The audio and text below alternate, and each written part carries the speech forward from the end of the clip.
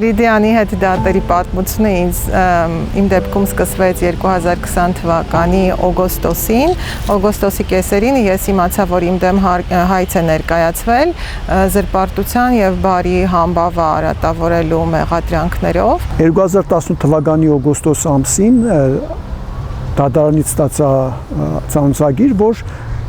Lydian Armenia ընկերությունը դիմել է դատարան պահանջելով, որ ես հերկեմ զրպարտություն համարվող իմ խոսքերը, որոնք որ եղել են ուրեմն Civilnet-ին տված հարցազրույցի ժամանակ, ինչպես նաև իմ Facebook-յան էջում որոշակի գրառումների մեջ եւ նաև մեր կամավորական նախաձեռնության պաշտպանական Facebook-յան էջում արված գրառումների հետ կապված։ 2018 թվականի դեկտեմբերին ԴԱՀԿ-ից թուղթ եմ ստանում, որ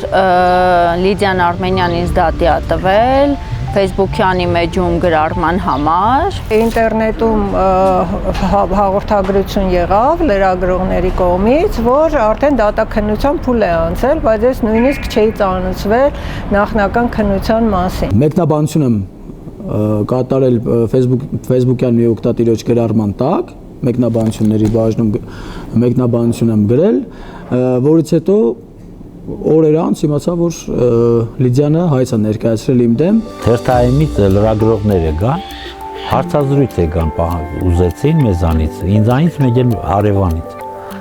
Դե ես է տվին, ինքն է տվեց, փաստորեն ինքը ինչ որ տվել էր այդ հարցազրույցը, վերագրել էին իմ վրա։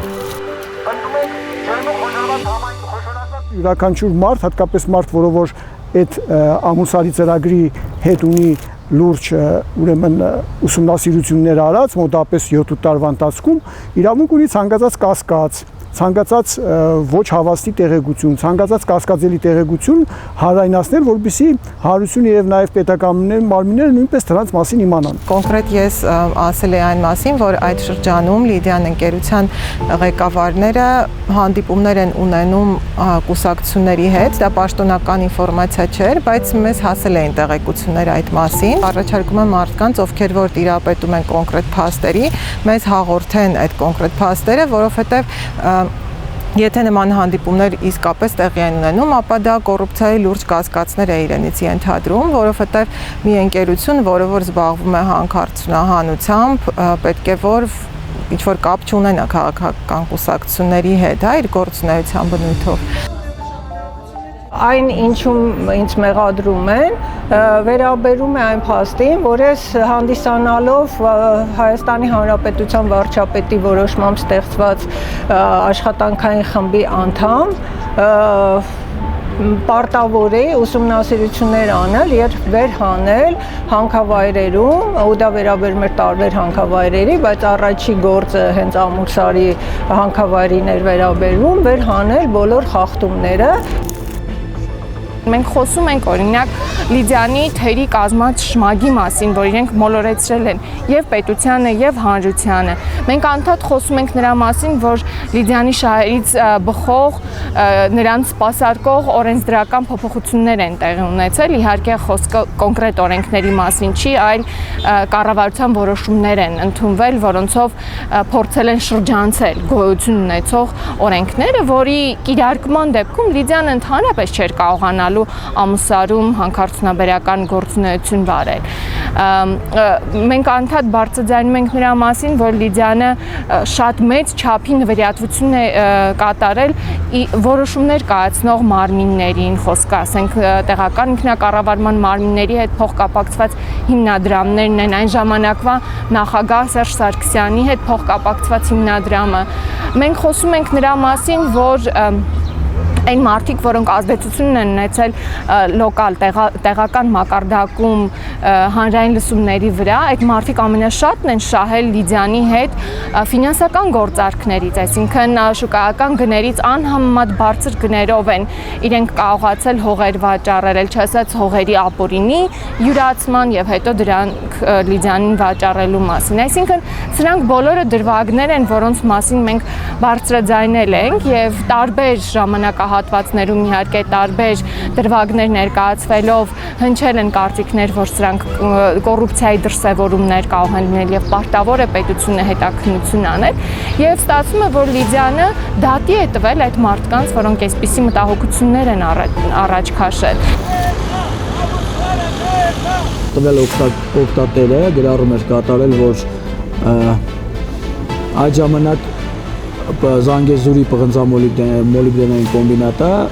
Աննա Հակոբյանին վարչապետի տիկնոջը պատկանող հիմնադրամին գումար էր փոխանցել եւ ինքը իր ձևով մեկնաբանել էր դա, որ երբ որ այն ժամանակ եթե Լիդիանը փոխանցած լիներ այդ գումարը, անպայման սուտի բնապահպանները, այսպես իր մեկնաբանությունը ասեմ, որը վերաբերում էր մեզ, անպայման վայնասուն կբարձրացնեին, բայց երբ որ Զանգեզուրի կոմբինատն է փոխանցել այդ գումարը, ուրեմն ոչ մի ձայն չեն հանում, քանի որ ինքը կարծում էր, որ մենք սնվում ենք այդ կոմբինատից, իսկ ես այդտեղ մեկնաբանել եմ այսպես, որ նախ եւ առաջ, երբ որ Զանգեզուրի կոմբինատն է փոխանցել այդ գումարը, դա նորմալ է, քանի որ տարիներ շարունակ իրենք խժռում են Սունյաց լեռները եւ արդեն ունեն եկամուտներ, իսկ շինարարական փուլում գտնվող Լիդիանը, երբ որ լույս հիմնադրամին գումար էր փոխանցել, իմ կարծիքով, այնտեղ չէի նշել իմ կարծիքով, գրել էի, որ այդ դա կոռուպցիա է։ Անձամբ իմ տեսանկյունից, իմ զգացողությամբ, դա անուղղակի կոռուպցիոն գործողություններ են, երբ որ ընկերությունները, հատկապես մի ընկերություն, որը որ դեռևս շահույթ չի ստացել, շատ խոշոր գումարներ է վճարում ինչ-որ պետական կառավարման օղակներում առաջին պաշտոններ զբաղեցնող մարդկանց հիմնադրած հիմնադրամներում։ Ինչքան էլ բարի նպատակներ կամ բաներ չթաքնված են դրա տակ, դա իմ կարծիքով անուղղակի կոռուպցիա է եւ դա ասել եմ 2014 թվականին, 15 թվականին, որ առաջ անգամ իմացել եմ դրա մասին կան բազմաթիվ հոդվածներ, նաեւ տարբեր ԶԼՄ-ներում, բայց առաջին անգամ այդ հարցով հաստատորեն դիմել են դատարան 2018 թվականին, երբ որ ես Civilnet-ին հարցազրույց եմ տվել հուլիս ամսին եւ այդ մասը նորից շեշտել եմ, այսպես ասած։ Այդ հարցը բարձրացրել եմ, թե ինչու ջերմուկ համայնքը չհանդիսանալով ազդակիր համայնք եւ տարիներ շարունակ այդ կազմակերպությունը պայքարել է դրա դեմ, որպեսզի ջերմուկը հանդիսանա ազդակիր համայնք, 13 եւ 14 թվականներին 76 միլիոն ընդհանուր գումարով դրամ գումար է փոխանցել ջերմուկի զարգացման հիմնադրամին եւ արդյոք դա կոռուպցիայի նոր ինչ-որ մի նոր դրսևորում չի։ Այդ հարցն եմ ես տվել, ուսումնասիրելով այդ հիմնադրամի հաշվետվությունները, երևում էր, որ հիմնական գումարը ծախսվել են քաղաքապետի արտասահմանյան գործողումներին եւ ինչ-որ տնտեսական ընկերություններին, որը հայտնի չէր եւ չէր բացառվում, որ փոխկապակցված էին հենց քաղաքապետի հետ այդ ընկերությունները, գումարներ էին փոխանցվել։ Ինքը տարբեր առիթներով հայտարարել է, որ մեր ոսկին ջերմուկի ջուրն է եւ ես հրաժարական կտամ, եթե այստեղ Ամուլսարի այս հանքավայրը գործարկվի։ 13 եւ 14 թվականներին արդեն այդ գումարը ստանալուց հետո ինքը ասում է դեռ ապացուցված չի վնասը եւ չեմ կարծում, որ ջերմուկի վրա այս պահին ազդեցություն կունենա։ Այսինքն կտրականապես փոխվում է մոտեցումը ջերմուկի քաղաքապետի այդ ծրագրի վերաբերյալ։ Մարտա Հայաստանի քաղաքացին ինչ որ ընկերության, կորպորացիայի կամ միջազգային կազմակերպության կամ ֆինանսական կազմակերպության ոչ մի ուրեմն փաստաթուղթ, ոչ մի վերլուծություն, ոչ մի ուսումնասիրություն, ոչ մի արտահայտած բան կասկածի տակ դնելու իրավունք չունի իրենց կարծիքով եւ իրավունք չունի դա արտահայտելու հանրային դաշտում։ Դա ուղղակի ոչ միայն ծիծաղելի է, դա նաեւ մարդու հիմնարար իրավունքների խախտում է եւ փորձ է արվում այդ խախտումը իրագործել այս եղանակով, ինչ իմաստով, այսինքն անընդհատ դատական գործելով լրացնել մարդկանց հիմնական մասին, ովքեր անընդհատ խոսում են այդ թեմայի վերաբերյալ։ Կարելի է որակել սա իբրև իրավական հետապնդումներ եւ դա բնորոշ է խոշոր կորպորացիաներին եւ ոչ միայն խոշոր, բայց հատկապես միջազգային պրակտիկայում գոյություն ունեն հենց այդպիսի ռազմավարական դատավարություններ ընդդեմ հանրային մասնակցության, անգլերեն կոչվում է SLAPS, այսինքն Strategic Litigation Against Public Participation։ Իմ մասնակցությամբ կոնկրետ 3 քաղաքացիական գործերով Արփինե Գալֆայանի, Հակոբ Սանասարյանի եւ Գագիկ Գրիգորյանի կողմից ներկայացված պահանջներով Լիդիան Արմենիա ընկերությունը կեսից հրաժարվեց հայցային պահանջներից եւ գործիվարույթը կարճվեց նշված հիմքով։ Ճիշտն ասած, այդքան էլ հասկանալի չէր հրաժարվելու պատճառը որ էր, սակայն գործի նախապատրաստական փուլում դեռևս նախնական քննության փուլերում 3 հիմնական պահանջներից հրաժարվեցին եւ վերնշված 3 հիմնական գործերից։ Ընդ որում հատկանշական էր այն, որ դրանցից Գագիկ Գրիգորյանի դեմ ներկայացված պահանջը, որպես այդպեսին հիմք էր ընդունվել մի հատ տեսաձայնագրություն, որ խոսում է մի անձ, որը քննադատում է Ամուլսարի գործունեությունը, որը Գագիկ Գրիգորյանը չէր։ Այսինքն դեպի դեպքում առանց անհատականացման որոշակի տևաններ ներառելու հայց էին ներկայացել հենց Գրիգորյանի դեմ, միգուցե դա էր հենց հիմնական Գրիգորյանի դեմ ներկայացված պահանջից հրաժարվելու հիմքը, սակայն Արփինե Գալֆայանի եւ մյուս Հակոբ Սանասարյանի դեմ ներկայացված պահանջները անհասկանալի էր հրաժարման պատճառները եւ գործիվարույթը տվյալ դեպքում կարճվել է եւ դատական ակտով նաեւ նշված անձանց օգտին որոշակի Լիդիան Արմենիայից դատական ծախսերի գումար են բռնականցվել։ 2 տարի է ձգձգվում այս դատը։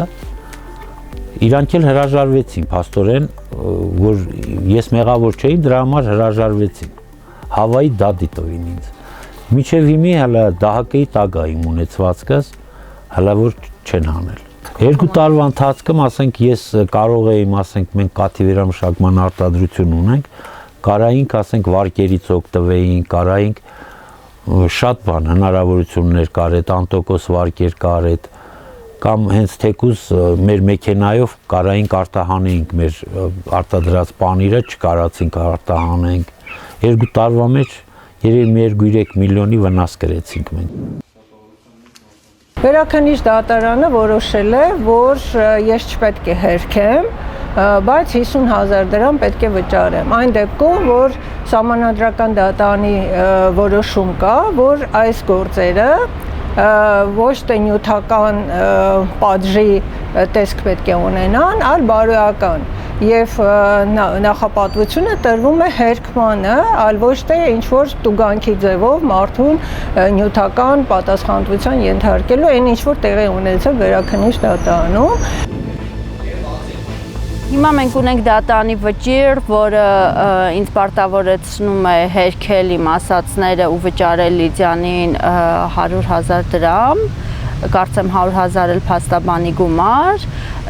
հիմա բողոքարկման փուլում է։ Կալանքի տակ է գույքս, ինձ պատկանող գույքը եւ հաշիվներս սառեցված են։ Դատավորը գտել էր, որ ես իրենց բարի համբավին չեմ կպել, հետևաբար կարիք չկա, որպեսզի հերքեմ կամ ներողություն խնդրեմ, բայց այնտեղ ինչ-որ 300,000 դրամ պետք է վճարեմ, որը ինձ համար վիճելի որոշում էր եւ ես դիմել եմ վերաքննիչ։ Մոտավորապես ստանում ենք հետեւյալ պատկերը։ Շիրակ Բունեցյանը չի կատարել որևէ արատավորող հայտարարություն, բայց պետք է վճարի 300,000, որը ըստ էության նորից համ օրենքից չի բխում, համ նույնիսկ տրամաբանական չի։ Ճիշտ է, եթե վնաս չկա, ապա ինչու պետք է լինի հատուցում։ Վերաքննիչ դատարանը տվեց իր վերջնական որոշումը, մեր հայցն ամբողջությամբ բավարարեց։ Այդ ընթացքում փոխվել է մի դատավոր, իրենք փոխել են 2, 3 թե 4 փաստաբան, ասեցի 2-3 անգամ հայցի հիմքերն են փոխվել այդ ընթացքում։ 18 թվականից սկսված մի քանի անգամ փոխվել է դրա հայցի հիմքն ու առարկան։ Այսինքն վերջիվերջո դվել դեպքում հայցվորն էլ չի կարող կողմնորոշվի, թե որ են հիմնական պահանջը, որը ներկայացվել Լևոն Գալստյանի դեմ։ Վերջնական պահանջով իհարկե կար որոշակի հստակեցումներ եւ վերջնական տարբերակ է ներկայացվել որպես,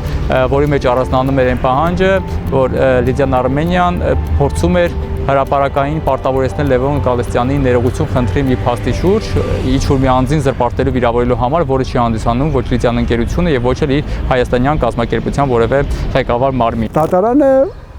ապրիլ ամսին վճռեց, որ պետք է առանց քննության թողնել գործը եւ ըստ էության այդ գործը, այսպես ասած, կարճվեց այս բանով, բայց տվյալ ընկերությունը բողոքարկել է վերաքննիչ դատարանում եւ հիմա բողոքը ընդունվել է վերաքննիչ դատարանում, այդ բողոքարկումից հետո նոր պարզ կլինի արդյոք կմնա ուժի մեջ այդ որոշումը, թե նորից կշարունակվի դատաքննության process-ը։ Միջազգային ներդրումային արբիտրաժ, որին հակադրվում է գլոբալ արդարությունը։ Մասնավոր ընկերություններին, այլ կերպ ասած ներդրողներին միջազգային մակարդակում։ Ես այդ տենդենսը նկատում եմ հենց 2018-ից հետո, երբ որ ակտիվ գործողությունները սկսվեցին, ու նաև երբ որ Լիդիանը սկսեց արբիտրաժի մասին մտածել միաժամանակ, երբ որ սկսեց կասկածի տակ դրվել իրենց շմագի օրինականությունը։ Գիտենք, որ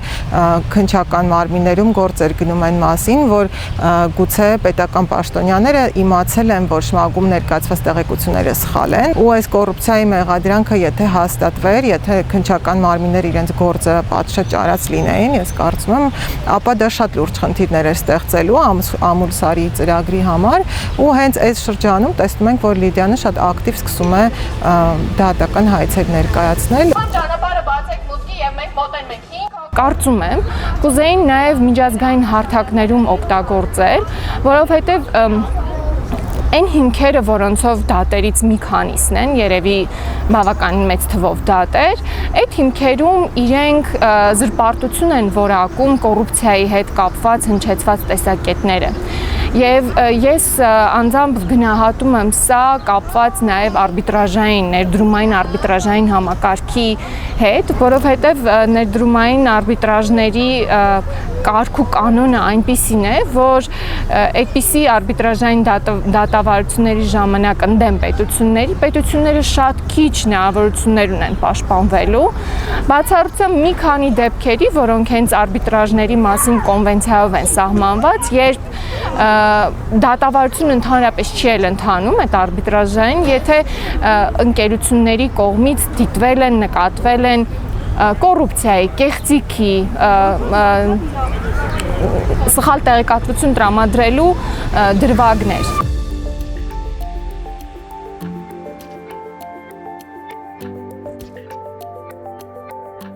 Իմ դեմ մյուս 20-25 հոգի տարբեր ակտիվ մարդկանց, ինչպես նաև լրատվամիջոցների կամ պատգամավորների դեմ այդպիսի հայցադիմումները, դրանք ուղղակի հիմնական նշանակետ ունեն այն գաղափարը, որ այդ մարդիկ ամեն հայցադիմումից կամ ամեն այդպիսի գործընթացից դատական կսկսեն ավելի քիչ արտահայտվել եւ նույնիսկ ակնհայտ փաստերը չեն փորձի արտահայտել հանրային դաշտում եւ ըստ էության այդ փաստերը չեն դառնա հանրության սեփականություն։ Սա հենց ճնշման գործիք է, դատաները օգտագործում են որպես ազատ խոսքի եւ ընդհանուր հասարակական ընդվզումների տեղեկատվության ստանալու դեմ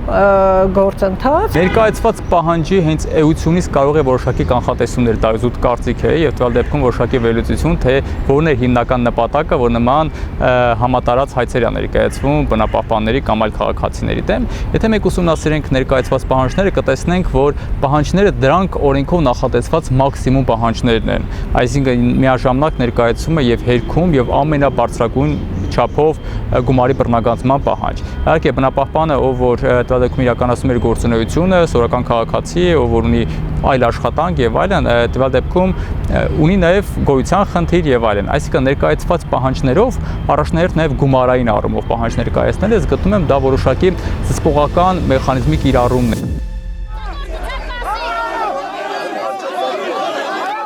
Ընկերությունը, որ ունի բավարար միջոցներ, կարող է բոլորին, ով իրեն դուր չի գալիս կամ ով ինչ-որ չափով իրեն խանգարում է դատի տալ, ու դրա հետ մեկտեղ ինքը անել լիքը ուրիշ բաներ, որոնք չեն բացահայտվում ու որի համար ինքը որևէ պատասխանատվություն չի կրում։ Այսինքն, եթե դու փող ունես, դու կարող ես մարդկանց կոպիտ ասած սպառնալ դրանով, որովհետև ստացվում է, որ իմ հանդեպ դատական գործը ինձ վախեցնելու համար էր, որպեսզի ես լռեի։ Ես կարծում եմ, որ ոտնահարվում է իմ ազատ խոսքի, կարծիքի արտահայտման իրավունքը, պետք էր պատճառ, որպեսզի իրենք շատ մարդկանց նկատմամբ հայցեր ներկայացնեին եւ դրանով փորձեին պայքարը կոտրել, այսինքն մարդկանց մոտ մի ինչ-որ վախի մթնոլորտ ճնշման մեխանիզմ էր իրենց պատկերացման, բայց արյութս, որ այդպիսի հայցերը մեզ ավելի համախմբեցին ու ավելի ուժեղ դարձրեցին։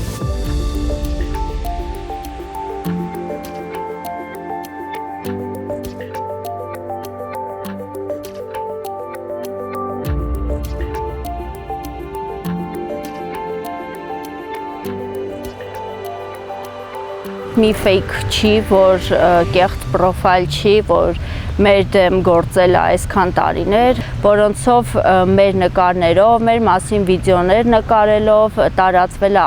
ատելության շատ ագրեսիվ քարոզ մեր հանդեպ,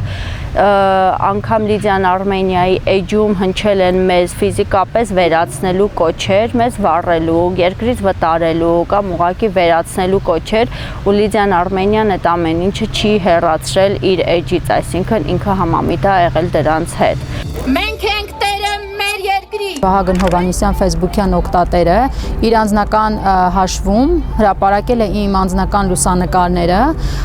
որոնք արվել էին գնդեվազի իմ տան դիմաց արված լուսանկարներ էին, իմ տան անցուդարձն էր ֆիքսված, ովքեր են եկել իմ տուն, մեքենաներ էին, որոնք լուսանկարում առկա են եւ վիրավորական արտահայտություններ էր իրեն թույլ տվել։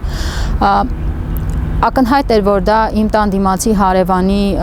ռակուրսից արված լուսանկարներ էին եւ ես դիմում գրեցի ոստիկանություն, քրեական գործ հարուցվեց 144-րդ հոդվածով։ Հարցաքննությունների արդյունքում պարզվեց, որ հարևանս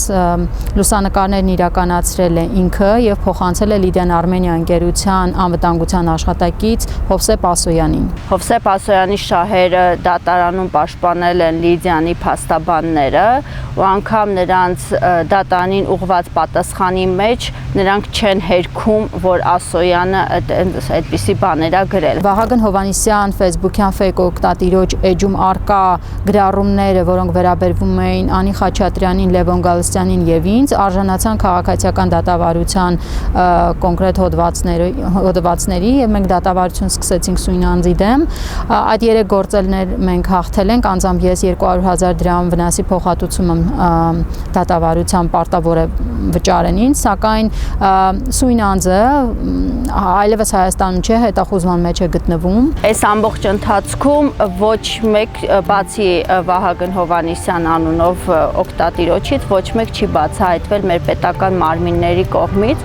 այսինքն անգամ այդ առումով մենք անպաշտպան ենք, որովհետև դիմել ենք բազմաթիվ անգամներ եւ ոստիկանություն եւ տարբեր կառույցներին ու պահանջել ենք, որպեսզի այդ հարցերին լուծում տրվի։ Ու այս ամբողջ ընթացքում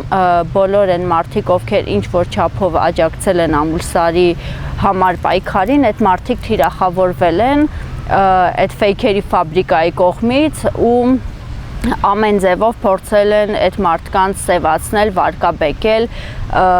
միջհամայնքային թշնամություն են սկսել քարոզել,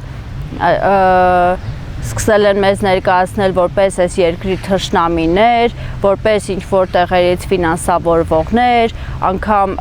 մեր բարոյական ինչ-որ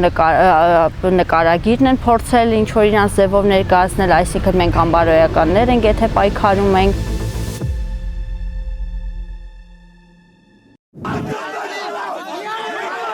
Առաջին բախումը եղավ 2018 թվականի օգոստոսի 27-ին։ Տեսչական մարմնի կողմից կազմված ակտը, ստուգումների արդյունքում կազմված ակտը աշխատակիցներին ներկայացրել էր իբրև կառավարության կողմից աշխատանքի թույլտվության որոշում եւ այդ թուղթը ձեռքին աշխատակիցներով եկան Ամուլսար, որտեղ հավաքվել էին ջերմուկ համայնքի բնակիչները եւ շատ այլ մարդիկ, ովքեր որ դեմ են Ամուլսարում հանքարդյունաբերությանը։ Այդ ժամանակ դրանք օդում ճոճելով այդ թուղթը մեզ էին փորձում համոզել, որ սա կառավարության կողմից որոշում է, որ իրանք պետք է աշխատեն։ Հետո երբ որ մեզ փոխանցեցին օրինակը, պարզ դարձավ, որ այդ փաստաթուղթը ընդհանրապես կապ չուներ իրենց ասած թղթի հետ եւ նրանք տարան ակնհայտ սադրանքի, մեծ թվով ոստիկաններ կային այնտեղ, այլ քաղաքացիներ կային, նրանք տարան ակնհայտ սադրանքի, այսինքն փորձեցին զորով ներս մտնել, առաջացավ բախում, որից հետո բնակիչների նկատմամբ քրեական գործ հարուցվեց, բայց այդ գործը կարճվել է։ Հաջորդ բախումները եղան հիմնականում պահանորդական ծառայության փոփոխությունից հետո, ովքեր որ անընդհատ սադրում էին, ընտրել են այդպիսի մարտավարություն, որ ամեն օր պետք է սադրեն եւ բախումների տանեն։ Եղել են դեպքեր, երբ պահանորդական ծառայության աշխատակիցները բնակչին ուղակի մայրուղուց քաշ են տվել ներս եւ դաժան ծեծի են ենթարկել։ Նրան օգնության հասած ոստիկանին եւս հարվածներ են հասցրել, բայց արյուտես, որ տվյալ քաղաքացին տուժողի դերից կարգավիճակից դարձել է հիմա մեղադրյալ։ 3 հոգու էլ 50 հոգով էս պահնորդները, թազայգած պահնորդները 3 հոգու տարան ջարդին Լիդիանի հենց տարածքում մասկեքով։ Տարան ջարդին այդ 3 հոգու վրա են գործը բացել։ Իմ տեղեկություններով Լիդիանի նախկին աշխատակիցները տարբեր համայնքներից հավաքվել են Գնդեված գյուղում եւ Ամուլսարի մուտքերի մոտ խաղաղակցիա իրականացնող բնակիչներին կանչել են հաշիվ բարձելու։ Լիդիանի աշխատակիցները հավաքվեցին մի 70 հոգի ու ամեն շաբաթվա 2-3 օր մեզ կանչում էին, որ գնանք իրանց հետ հանդիպենք։ Մենք առաջ անգամ հրաժարվեցինք, չգնացինք իրանց հետ հանդիպման։ Հետո երկրորդ անգամ որ նոր զանգեցին, կանչեցին, մի 10 հոգով գնացինք, տենանք ինչ են ուզում։ Իմ տեղեկություններով նրանք նաև զինված են եղել մահակներով։ Առաջացել է բախում բնակիչների եւ նախկին աշխատակիցների միջև, որից հետո էլի չգիտես ինչպես քրեական գործեր են հարուցվել միայն բնակիչների նկատմամբ։ Սրանք մի 60-70 հոգի մարդ կա, մահակներով, զինված։ Դե մենք մոտեցանք մարդկանց հետ ուզացինք զրուցենք բան, ու դե կռիվը գնաց։ Եղեք Նաձորից կային, Վայքից, Արավանից, Բազարչայից, Գնդեվազից։ Մի 60-70 հոգի մարդ։ Մեզ 3 հոգուս քրեական գործ հարուցեցին,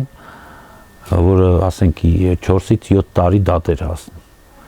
Էլի ստիպված փաստաբան վարձեցինք, վնասներ կրեցինք, դաժե մի օր նստեցինք, տարան նստացրին, եկան խուզարկության երեխեքս, փոքր երեխտորներս, ոնց որ, չգիտեմ, ասոբա ապասնի պրիստուպնիկ էին բռնում, եկան մտան, ինչ պետք է գտնեին, երեխեքի խաղալիք նուչակիները, զենք էին ման գալիս, ինչ էին ման գալիս, չգիտեմ, ու դերբակալին տարան, մի օր նստացրին, հաջորդ օրը դուրս եկանք։ Նիկոլ Փաշյան եկավ գնաց Սիսիան հանգստանալու, հենց այն պահներ, որ ժողովրդին ջարդում էին։ Ես հենց այդ բանը, այդքան լրագրողներ ընդեղ ասիմ, խնդրեցիմ, աղաչեցիմ, ասեցիմ, պարոն Փաշյան, 5 կիլոմետր բարձրացիք, տես քո ժողովրդիդ ոնց են ջարդում։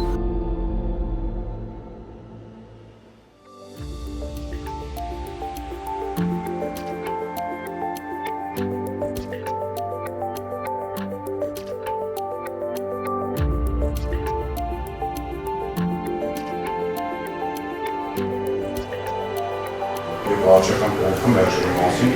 10-11